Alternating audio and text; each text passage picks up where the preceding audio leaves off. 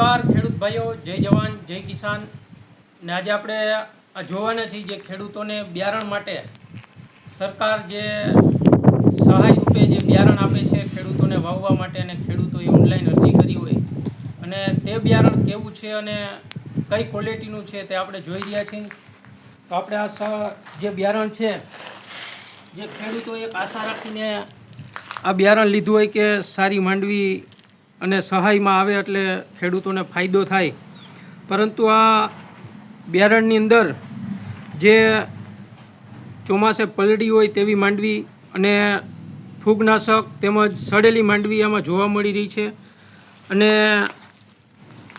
Mix બિયારણ હોય તેવું પણ જોવા મળી રહ્યું છે. અને આપ જોઈ રહ્યા છો 50% સારી અને 50% બગડેલી માંડવી અને જે સડેલી માંડવી હોય તેવું આમાં જોવા મળી રહ્યું છે. અને ખેડૂતો એક આશા રાખીને બેઠો હોય કે સહાયમાં બિયારણની માંડવી આવશે અને આપણે વાવશું. તો આપ જોઈ રહ્યા છો ને આ માંડવી કઈ રીતના ખેડૂતો વાવશે. તો આપ આ જોઈ રહ્યા છો કે આની અંદર લાખો રૂપિયાનું કૌભાંડ કરવામાં આવ્યું હોય તેવું જોવા મળી રહ્યું છે. ને તો સરકાર આની ઉપર તપાસ કરે અને ખેડૂતોને સારું બિયારણ પહોંચે તે માટે જરૂરી પગલાં લઈએ. અને આપણે આ જોઈ રહ્યા છીએ કે આ બિયારણ જે આની કિંમત 4,500 દર્શાવવામાં આવી છે અને 30 કિલો વજન છે. અને આ ખેડૂત આપણી સાથે છે. તો આપ જોઈ રહ્યા છો કે આ ખેડૂત શું કહે છે આ માંડવી વિશે.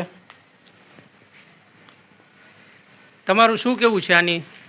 આમાં બધી 50% હળેલી માંડવી છે, ફોફા છે, આમાં કંઈ બીએ નથી અંદર. જોઈ લ્યો આમાં શું બી છે, અંદર કંઈ બીએ નથી. જો તમે કઈ આશાએ આ મગફળી લીધી હતી અને આપણે એમ તો સારું બિયારણ મળશે તો કંઈ ખારી વાવશું, પણ આમાં 50% તો માંડવો છે, માંડવાનું બિયારણ ભેગું છે. આમાં માંડવો અને માંડવી મિક્સ છે, બે કેમ વાવ્યા? તો આમાં સરકાર પાસે શું અપેક્ષા રાખશો? આવી નબળી ગુણવત્તાવાળી માંડવી આપે તો આમાં ખેડૂત શું કરે? આમાં બીજું પછી તો ડાયરેક્ટ સરકાર સહાય સીધે ખાતામાં નાખી દે. આમાં બીજા કંપનીવાળા કમાય, આમાં તો કોઈ બીજો કોઈ ફાયદો થાય નથી આને. ને કંપની આ ભાવ તો જો લખ્યો આમાં